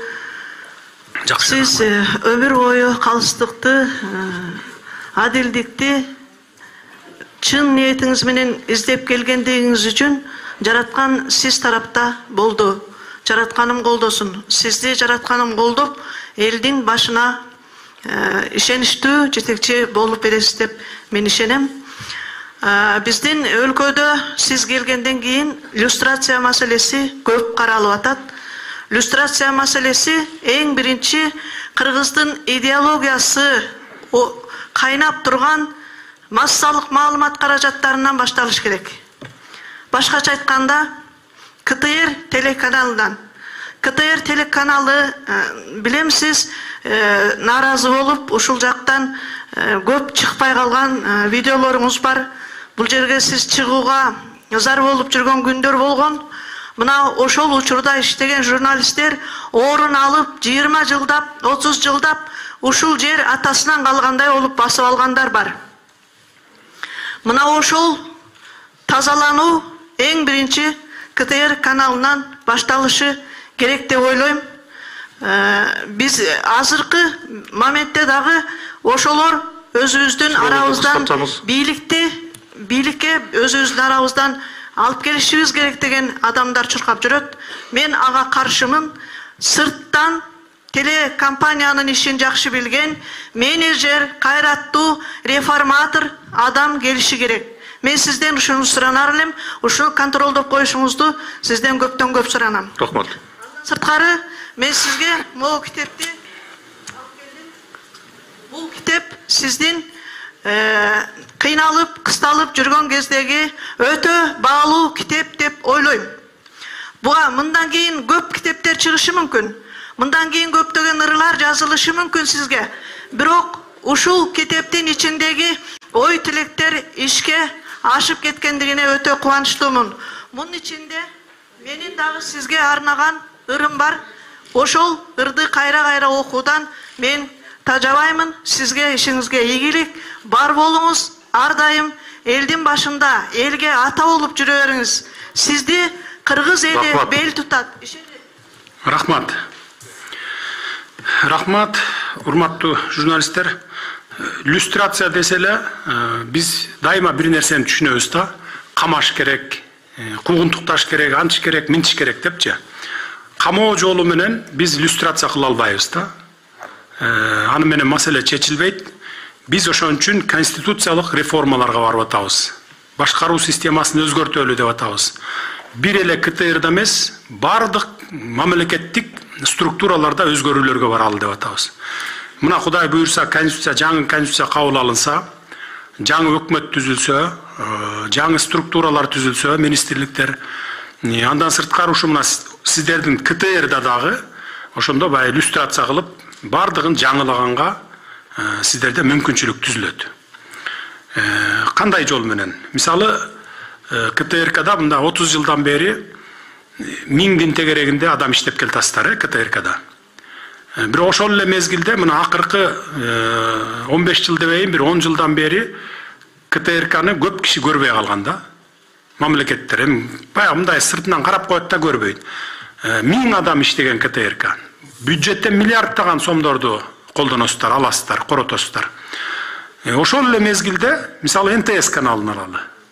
30-40 адам иштейт. 5-чи каналды алалы. Жаңы телевидениялар пайда болгон Next TV, New TV деген, Регион 7-чи канал деген мисалы. Ошолордо 40-50 адам иштейт, бирок КТРК берген каналдарда эле программаларды берет да, передачаларды. Элдин көпчүлүгү бөлүгү ошолорду көрөт да. Анан мындай салыштырып көрсөңүздөр да, 1000 адам иштеген, миллиарддаган акча колдонгон КТР менен баягы жеке телеканалдардын кимисин көбүрөөк эл көрөт, анан эффективдүүлүгү кандай болуп атат. Шуну салыштырып көрүп эле анан жыйынтыкты чыгара берсеңиздер болот. Ошондуктан ушул реформалар башталганда сиздер дагы өзүңүздөр мына калыс адамдардан башыңыздарга коюп, мына аксакалдарыбыз отурат, өмүр бою ушу журналистикада келаткан, телевидение тармагында, радио тармагында келаткан аксакалдарыбыз отурат. Ушулардан, жаштардан мындай прогрессивдүү идеясы бар жаштардан аралаштырып комиссия түзүп, анан ушул кыскартууларга барсаңыздар да. Кыскартууларга барып, анан кийин кайрадан ошол КТРКнын башчысынан баштап тегил пол жуугучуна чейин конкурсный комиссия түзүп алып туруп ошо менен тазалап алсаңыздар, мына ошондо иллюстрация кылдык деп айтсак болот да. Тынчтык жолу менен, бир мындай бирөөнү куугун туктап, камоо жолу менен эмес. Мен дагы бир жолу айтайын, камоо жолу менен биз көп нерсени чече албайбыз. Экинчи микрофон, 5-чи канал. Раз. Максат Леспеков, 5-чи канал. Кыскартууну ошол азыр мен адамдар жөнүндө кеп кылган жокмун, структурасы жөнүндө айтып атам. Бирин-бири кайталаган бөлүмдөр көп. Бирин-бири кайталаган управлениелер көп, башкаруу немелери көп. Ушулардын бардыгын компоновать этип, бириктирип, ушул жолун айтып атам. Ал эми керектүү адам, кереги жок адам дегенди сиздер ошол башында түзгөн комиссия өзү чечиш керек да. Ал керектүүбү, кереги жокпу, бири-бириңерге жагабы же жакпайбы, кыйын адис болсо, башы иштеген болсо, идеясы күчтүү болсо, анан ошол менеджер болсо, андайларды баягы четтетпей баягы неме кылыш керек да, калтырыш керек да. Анан аны коллектив жакшы көрөбү, жаман көрөбү, бул жагына карабаш керек. Анткени мамлекеттин иши бул. Мамлекетчилдик менен караш керек да. А эгерде жеке компанияң болсо, анда боло берет эле. Бирок ошондой бардыгы ошол карысынан жашына чейин ушу мамлекетчилдик деңгээлде ойлонуп, анан ошону караш керек да. Экинчи микрофон, 5-чи канал. Саламатсызбы, Садыр Нуркожоевич, атым Максат Леспеков. Айтсаңыз, өлкөдөгү чыныгы экономикалык абал азыр кандай? Мындан нары бюджеттик кызматкерлерге айлык акылары убагында берилеби? Жана азыр казынада каражат жок деген да сөздөр болууда. Эгер ошол сөз чын болсо, кайсыл булактардан каражат аласыздар? Жана дагы бир суроо, эмне себептен галстук такпайсыз? Өлкөдө экономикалык абал өтө жакшы деп да айта албайм, өтө жаман деп да айта албайм, орточо. Орточо жылдын аягына чейин баягы защищенный статьяларды беребиз. Эч кандай мындай эме болбойт. Ноябрь, декабрь жылдын аягына 31-ине чейин баарын жаап атабыз буюрса. Анан кийинки жылдыкын азырынча прогнозубузду кыла элекпиз. Отуруп аны жасайбыз жаңы жылдан кийин. Буюрса биз абалдан чыгабыз деп эле ойлоп атам. Ал эми мамлекеттик кызматкерлердин эмгек акысын көтөрүүбү бул азыр бизге эрте. Анткени анын үчүн биз бюджетибизди 2 эселеп, 3 эселеп көтөрүшүбүз керек. Алардын зарплатасын көтөрүш үчүн, эмгек акысын көтөрүш үчүн. Буга 1 ай, 2 айлык, 3 айлык убакыт жетпейт. Буга жылдар керек. 1 жыл, 2 жыл убакыт керек болот. Мына көмүскө экономикадан чыксак, биз чыгарсак баягы, анан бюджетибиз көтөрүлөт. Коррупцияны жок кылсак, бюджетибиз көтөрүлөт. Ошондон кийин гана көтөрөбүз деп айта алабыз. Азырынча аны айта албайбыз. Анан галстукту мен жөн эле таккым келбейт, мындай муунта берет да баягы, муун мындай улам тартып баягы неме кылган үчүн, ошон үчүн эле такпайм мен, башка бир причинасы жок анын. Кечээ тактым го мынакей. Шосто тагып отурдум, кой эми бардык өлкөлөр менен баарлашабыз, анан тагып отурайын деп. Биринчи микрофон, Марал радиосу. Саламатсызбы, Марал радиосунун кабарчысы Бахар Хакимова. Сизди Израилдик лоббист компания менен $1 миллион келишим түздү деген маалыматтар тарады. Чет элдик басмалар жазышты. Өкмөт болсо муну расмий четке какты. Эгер андай болсо, аларга чара көрүлөбү? Анан бул иште эмне себептен сиздин атыңыз аталды? Жөнөкөй дагы бир суроо, акыркы жолу качан, кайсы китепти окудуңуз? $1 миллион боюнча бул мен жана айтып өтпөдүмбү? Bir айдын ичинде, акыркы bir айдын ичинде 100дөн ашык инвесторлор келди деп. Анын ичинде ошол ири инвесторлор да бар, орточосу да бар, анан баягы майда чүйдөлөр да бар деп. Ошолордун арасында маған алып кирген экен. Мен ошо эсимде жок. Кийин тактасам бир улгайган аксакал алып келиптир. Жөн гана сөз болгон. Мен баякы эле жалпыга айтып аткан, азыр айтып аткан сөзүмдү деле айтканмын. Биздин эшик инвесторлор үчүн ачык. Эгерде эки мамлекеттин ортосунда тең бирдей кызыкчылык болсо, анда биз иштешүүгө даярбыз деп. Анан баары эле ошентип макул деп эле кетип атышат. Сунушуңарды алып келгиле деп атам мен. Сунушуңарды алып келгиле, көрөлүк. Эгерде баягы бирдей кызыкчылык болсо, анда биздин элге, мамлекетке зыяны тийбеген кызыкчылык болсо, келгиле алып келгиле деп атам. Ошолордун эле бирөө экен. Анан бул баягы ошону алып келген биздин жаран экен, Кыргызстан жараны. Ал болсо жана агентство по привлечению инвестиций деген бар. Ошолорго кайрылыптыр. Кайрылып бизге МИДке кагаз жазып бериңиз, ушул инвесторлорубуз кийинки келгенде Кыргызстанга тоскоолдуксуз келсин деген суроо менен кайрылган экен. Ал жаңы иштеп аткан бала, ал билбей эле баягы кол коюп ийиптир дагы МИДке ошондой кат жөнөтүп ийиптир. Бул эми баягы майда чүйдө гана кемчилик. Анан ушул майда нерседен чоң нерсе чыгарып туруп, баягы кара пиар менен неме кылайын дегендер ошондой эле баягы жүргүзбөй ишти да. Ушундай болду. Келишим түзүлүптүр деп. Эч кандай өкмөт менен алардын ортосунда келишим түзүлгөн жок. Эгерде инвесторлор менен келишим түзүлгөн болсо, мейли кайсы өлкөдөн болбосун, ким болбосун, биз ачык айкын түзөбүз. Ачык айкын түзөбүз. Мурдакыдай жеке ишкерлер бар ортого кирүү мындай коррупциялык моменттер болбойт. Только инвестор менен мамлекеттин ортосунда гана келишимдер болот. Урматтуу кесиптештер, бир гана суроо берсеңиздер убакыт тарып атат. Экинчи суроого келгенде микрофон өчүрүлөт. Китеп боюнча акыркы жолу эмне үчүн бай өлкөлөр абдан бай болуп кетет дагы, кедей өлкөлөр эмне үчүн абдан кедей деген китепти окудум да. Ошону окуп чыктым. Экинчи микрофон Келкелер журналы, андан кийин Спутник. Сиз азыр эле өз сөзүңүздө мен ушул адилетсиздиктерди жөн термин сезимде айтып өтпөдүңүзбү? Биздин Кыргызстанда негизинен мындай адилетсиздикти менен отурган камакта адамдар көп, муну баарыбызга эле белгилүү. Ошондой жакын эле ошол адамдарга бир үмүт берилгиле да, ырайым берүү тууралуу жаңы президент милдетин аткаруучу тарабынан ырайым берүү тууралуу кандайдыр бир эмелер болот деп, иш чаралар болот деп. Бирок кайра эле ошол эле учурда кайра эле бул ырайым берүүгө президенттин милдетин аткаруучунун укугу жок деп айтып чыгышты да. Анан биздин редакцияга миңдеген энелерден алардын бирден бир үмүтү балдары да. Ал бала кандай болбосун алар үчүн эң жакшы адам.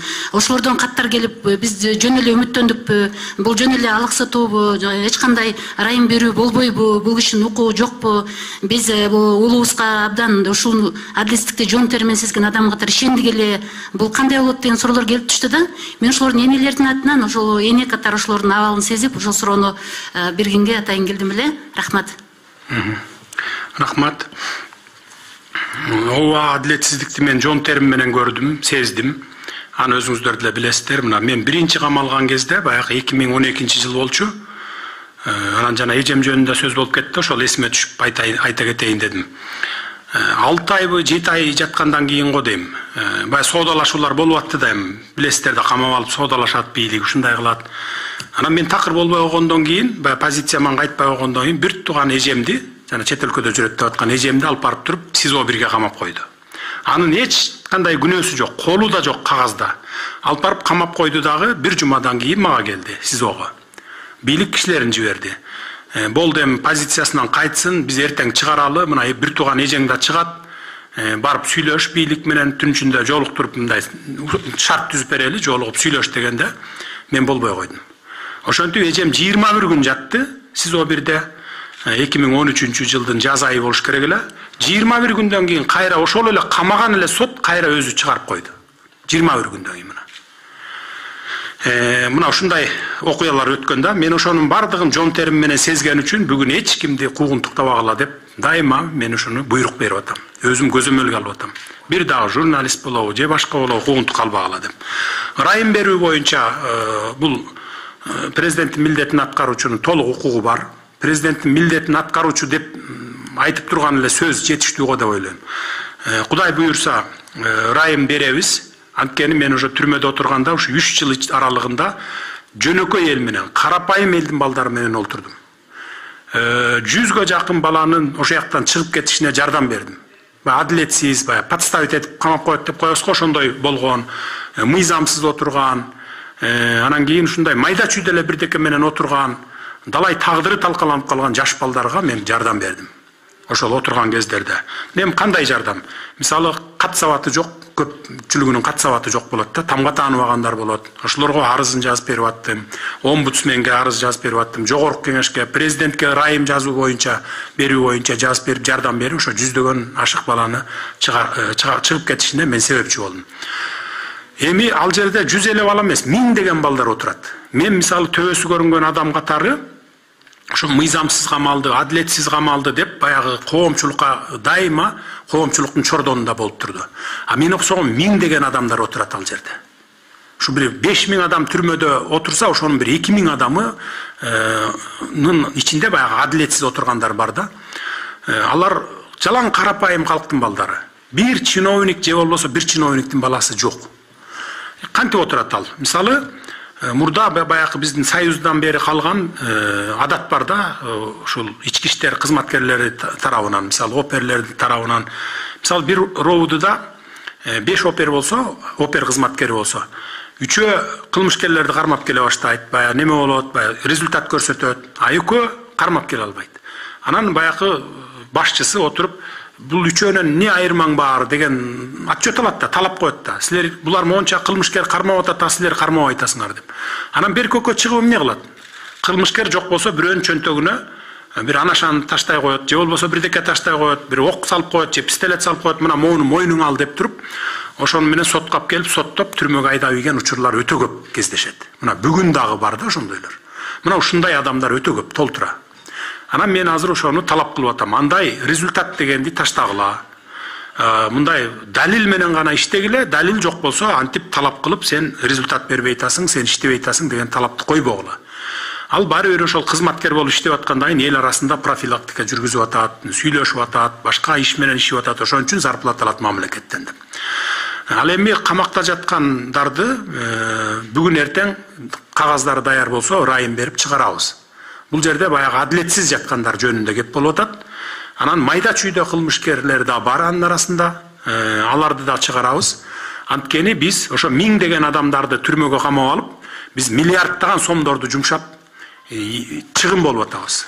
Бизге мамлекетибизге эки жагынан зыян келип атат. Биринчи, элдин акчасын коротуп аларды багып атабыз. Экинчи, аларды үй бүлө, бала чака, эн ата, бир туугандарынан ажыратып коюп, түрмөдө кармап жатабыз. Мына ушул себептерден гана биз болушунча баягы ревизия кылып, баягы 2000ге жакын адам неме жазган экен, баягы райым берүү боюнча. Анын арасынан ошол азыр райым берүү комиссиясы карап атат, жаза аткаруу мекемелери карап атат. Ошолорду маган списогун алып келсе, райымды беребиз. Бул жерде мен ачык эле айтып коеюн, дароо эле азыр эле айтып коеюн. Киши өлтүргөн, жанагындай оор кылмыш жасаган, дайыма кылмыш жасаган, анан кылмыш чөйрөсүнүн мүчөлөрү бул жерде жок. Аялдар бар бул жерде, кичинекей балдары менен түрмөдө жаткан, боюнда бар аялдар, 3 жашка чейинки аялдарын багып аткан, 3 жашка чейинки балдарын багып жаткан аялдар бар. Анан сыртта баягы детдомдого кетирген, ошол түрмөдө жатканда 3 жаштан кийин балдарын детдомго айдап ийет, же болбосо туугандар алып кетет. 3 жашка чейин ошол жерде түрмөнүн ичинде багат аялдар. Мына ошолорду чыгарып атабыз. Мына ушундай кыйналган адамдарды чыгарып атабыз. Үй бүлөсүнө барып жанын баксын. Эки пайдасы бар. Биринчи, мамлекеттин акчасын экономдойбуз.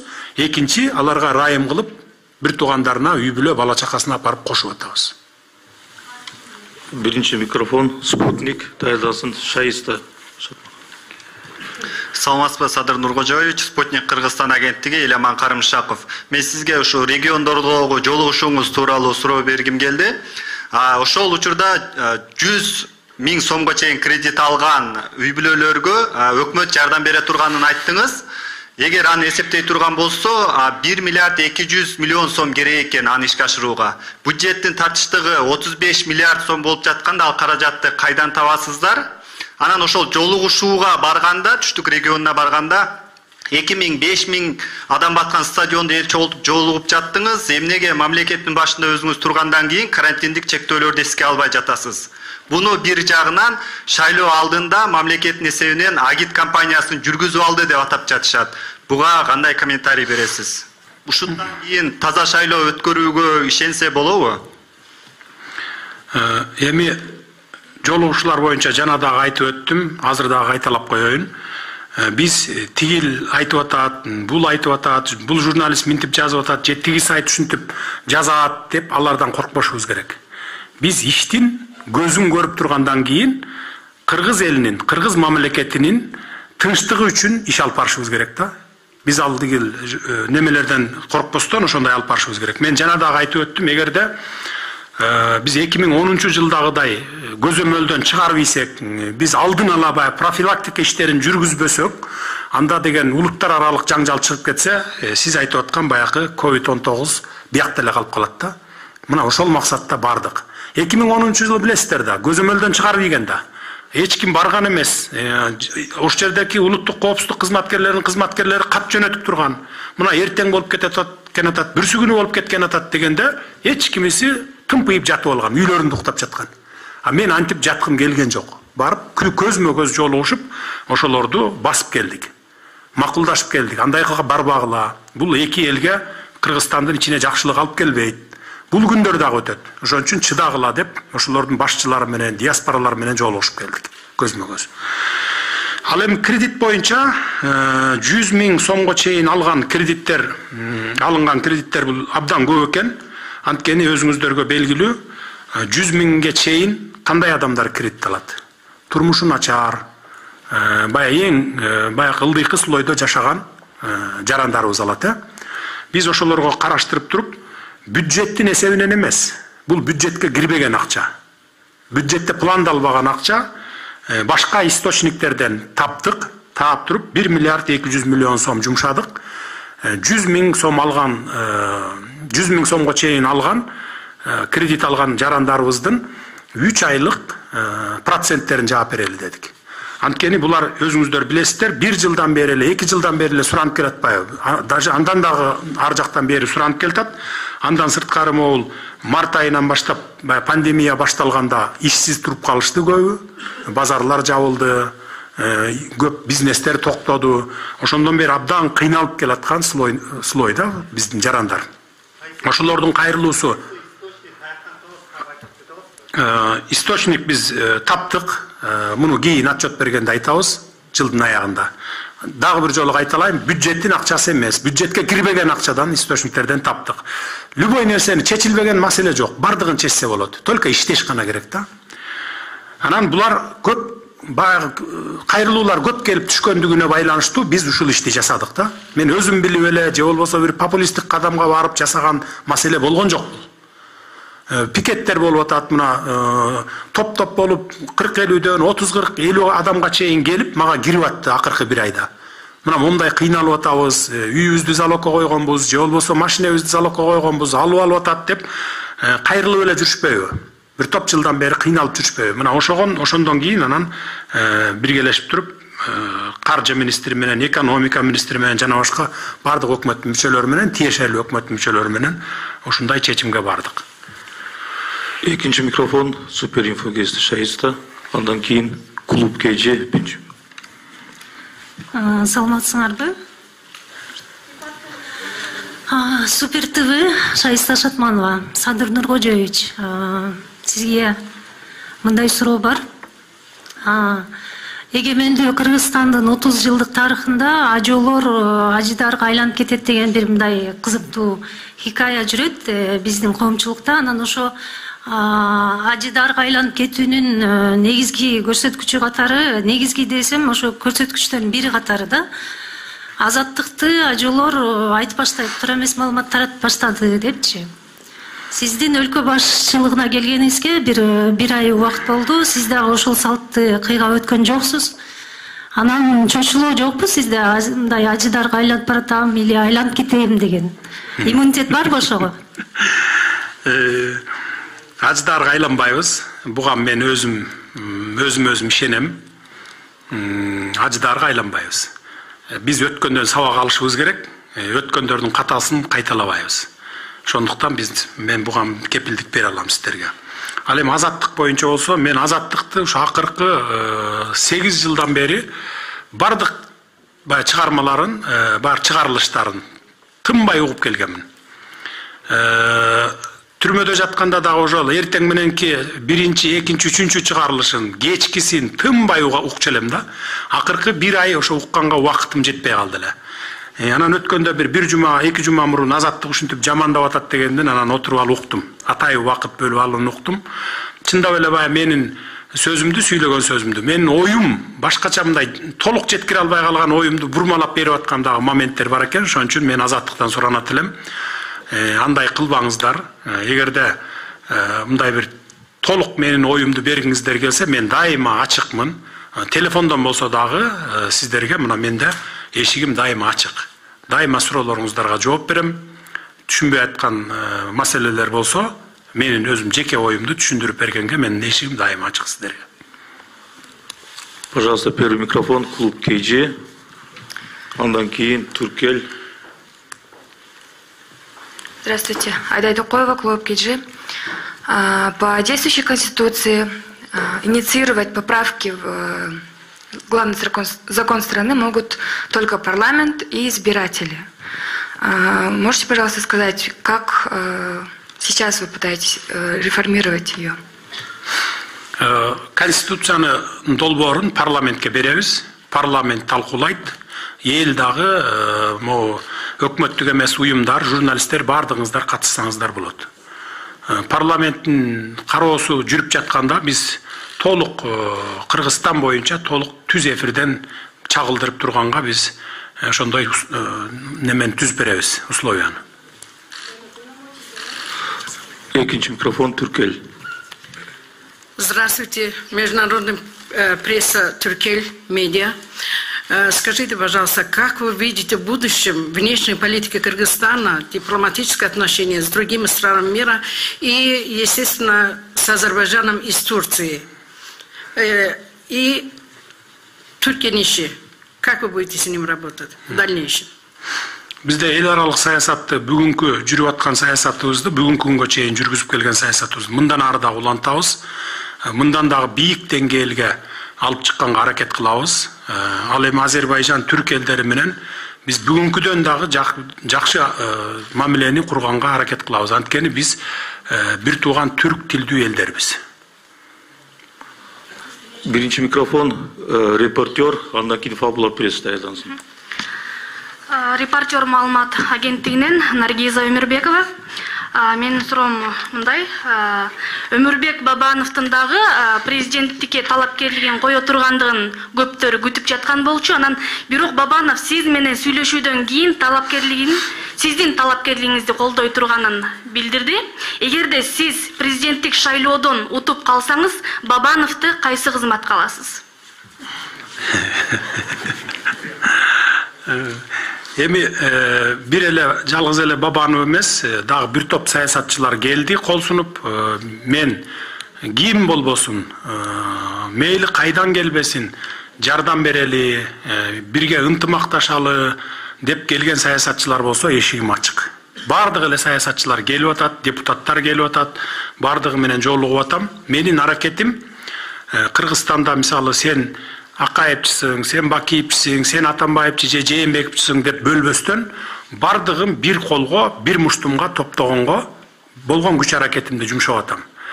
Бул боюнча мен акыркы жасап аткан иштеримден деле өзүңүздөр көрүп, сезип турсаңыздар керек.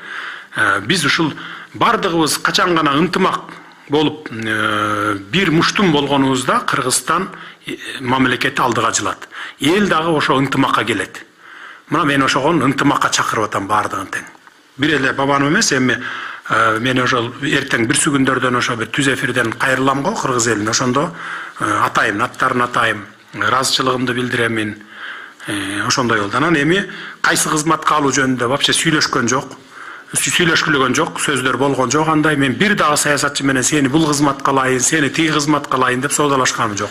Мен дайыма айтып келатам, келгиле соодалашууну токтотолу. Таштайлы, мындан ары соодалашуу болбосун дагы, бир гана мамлекеттин кызыкчылыгы болсо, ошогон коелу. Мына ошо тартып кете ала турган болсо деп. Анткени мен уже акыркы 15 жылда баарын баягы соодалашуунун баарын көрүп келдим. Мен өзүм жон терим менен сездим. Биринчи келгенде 2005-жылы бир мандаттуу округтан шайланып келгем. Анда мындай соодалашуулар болчу эмес. Кийин 2010-жылы партия менен келгенде баягы 5 партия келдик. Экөөнү оппозицияга таштап, үчөөбүз коалиция түздүк. Коалиция түзүп алып туруп, анан кийин мамлекетти 3кө бөлүп алдык. Прям жаздык, кадимкидей эле жазып, мына баланча министрлик, түкүнчө министрликтер сага, баланча губернатор область саган, могу комитет мага, агентство мага деп туруп, айыл өкмөттөргө чейин бөлүп алдык. Анан ар бир фракция өзүбүз ошолорго кадрларды кое баштадык. Мына ошондон башталды. Баягы адистиги туура келбеген кадрларды эле мына иштеп кетет ушу жерге деп, биз ошо 2010-жылдан бери карай бүгүнкү күнгө чейин мына ушинтип келатабыз. Ошон үчүн анан бул жакшылыкка алып келген жок. Муну эл дагы сиздер да көрүп отурасыздар мына. Бул эффективдүүлүгүн мамлекетти баягы түз жолго салып кете турган, өнүктүрүп кете турган жагына алып барган жок да. Тескерисинче мына бүгүнкү күндө уже 3-чү революцияга түрткү болду. Ошондуктан биз конституциялык реформа жүргүзүп, ошондой бир баягы мамлекеттик кызматтардын баарын бөлүп алып, анан тууган урук, таяке жээн, карын бөлө, куда сөйөктү койгонду токтотолу дедик. Мамлекетке мамлекетчилдик подход менен кылалы деп ушундай өзгөрүүлөргө барып атабыз бүгүн. Урматтуу кесиптештер, Садыр Нуркожоевич өзүнүн кириш сөзүндө белгилеп кеткендей, өтө маанилүү маселе боюнча бизден суранып өзөнүп кетти. Ошон үчүн убакыттын чектелүү экендигин эске алуу менен акыркы 3 суроо Фабула пресс, процесс жана биринчи радио. Туура түшүнөсүздөр деп ойлойм. Саламатсызбы, Садыр Нуркожоевич, Фабула пресс, Темирбек уулу Алмаз. Мен сизге суроом, бул коррупцияга байланыштуу. Сиз келгенден бери ушу коррупцияга каршы күрөш катуу болоорун билдирип келесиз. Мына 2018-жылдан бери Кыргыз темир жол ишканасы менен Меридиан логистик сервис компаниясы тарабынан мамлекетке 6.292.000 сом зыян келтирилиптир. Бирок бүгүнкү күнгө чейин ушул зыян өндүрүлбөй келет да. Ушул боюнча кабарыңыз барбы? Болбосо эгер ушуга көңүлгө алып мамлекетке өндүрүү жагын карайсызбы? Зыян келтирилген жоопкерчилик каралабы? Ушуга жооп берип коесузбу? Кабарым жок экен, бирок мен жазып алдым. Муну азыр тапшырма берейин баргандан кийин. Анан текшертип туруп, массалык маалыматтар каражаттар аркылуу сиздерге жообун берип коеюн. Ну, коррупцияга кимдин гана тиешеси болбосун, мейли Кыргыз темир болобу, жөнөкөй жаран болобу, чиновник болобу, коррупцияга тиешеси барлардын бардыгы жазасын алат. Эгерде төлөбөй жүргөн акчалар болсо, сөзсүз түрдө төлөйт. Процесс кечи. Урматтуу Садыр Нуркожоевич, процесс кечи болот. Жабар, мен бир суроо болот. Сиз 15-нде президенттин милдетин тапшырып бересиз да, ошондо өкмөт башчылык милдетти да тапшырып бересизби биротоло? Анан экинчи суроом ошо эле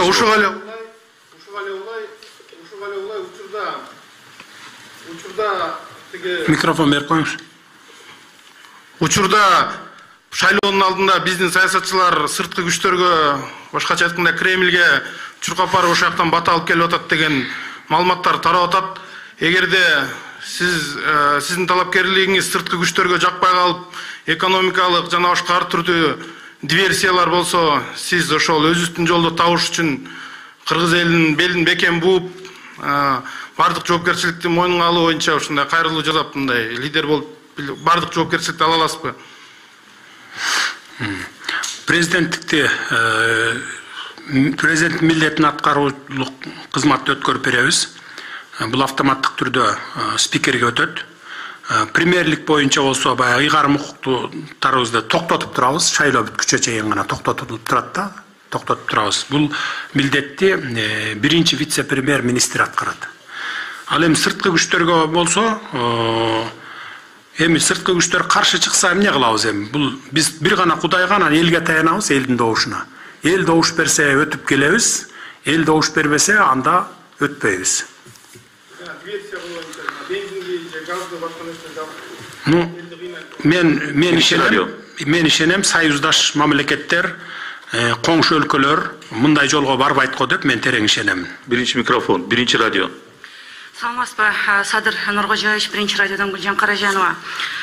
Мен бере турган суроо мындай болуп атат. Мына бүгүнкү күндө билесиз, буга чейин деле ушу мекендештердин, мигранттардын өлкөнүн экономикасына кошкон салымы зор экендиги айтылып келет. Буга чейин айткан элеңиз ушул мигранттарды кайтарып келүү боюнча, алып келүү боюнча бир программабыз бар деп.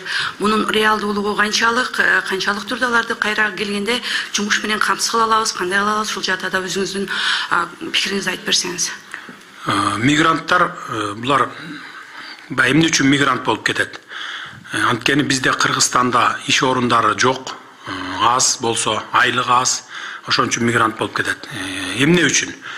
Ошол чет өлкөдөн барып көбүрөөк акча таап, анан квартира алайын, үй салайын деген көбүнчө жаштар кетет да. Анан кийин буларды ушу кайтарып келүү жолун биз караштырып атабыз. Анткени чоң мамлекеттик долбоорлорду инвесторлор менен бирге же болбосо мамлекеттин өзүнүн күчү жеткен долбоорлорду иштетип баштасак, жумуш орундары пайда болот. Андан сырткары ушул кечээ күнү мына инвесторлор келди. Биздин Сез Бишкекте 200 гектар жерибиз бар. Мамлекетке тиешелүү. Ошол жерге бир чоң шаарчаларды куралы деп атат. Мисалы Манас Сити деп атап, ошондой куралы мамлекет менен биргеликте деп атат.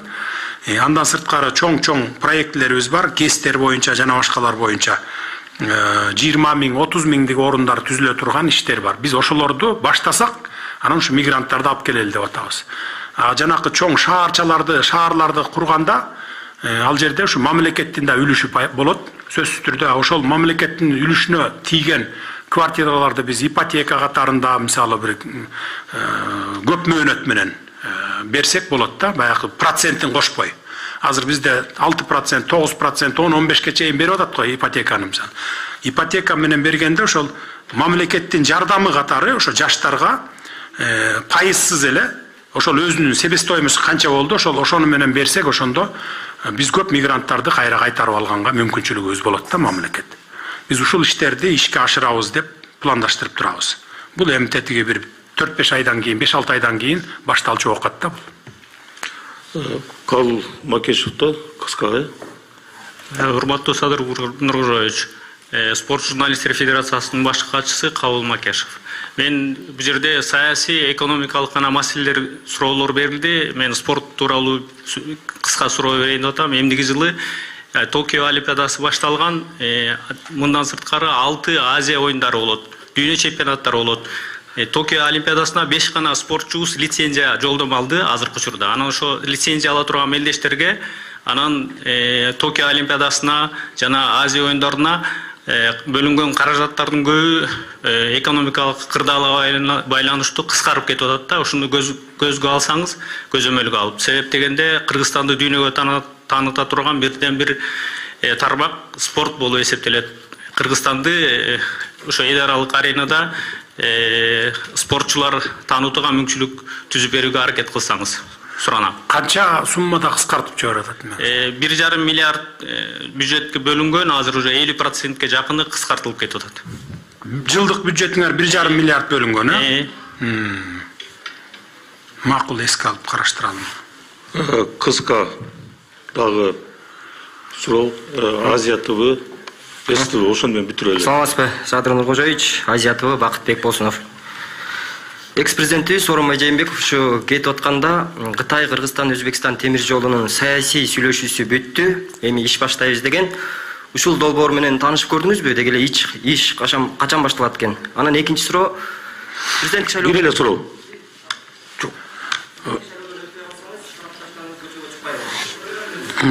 Бул боюнча, темир жол боюнча мен айтып коеюн, толук маалымат ала элекмин. Мындай үстүртөн маалымат алдык. Аган убакыт жете элек. Муну бул бир эле күндө отура калып чечип койчу маселе эмес да. Муну тереңден изилдешибиз керек, көрүш керек, баягы жолдорун караштырабыз.